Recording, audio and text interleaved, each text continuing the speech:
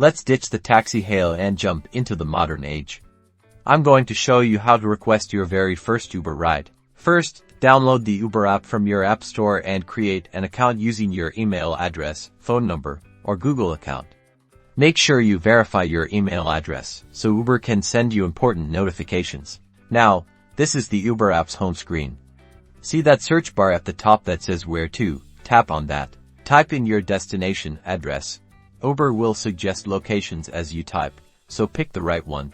Next, you'll see different ride options, like UberX for a standard ride, UberXL for larger groups, or Comfort for a more spacious experience.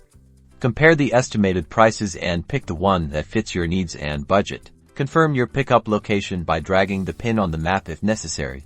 Then, tap Confirm Ride Type. Now, you'll see your driver's profile, car details, and estimated arrival time. You can track their progress on the map as they head to your location. While you wait, use the app to contact the driver if needed, or share your trip status with a friend or family member. Once you arrive at your destination, Uber automatically charges your linked payment method. Rate your driver and provide feedback to help improve the Uber experience. Now you're an Uber Pro.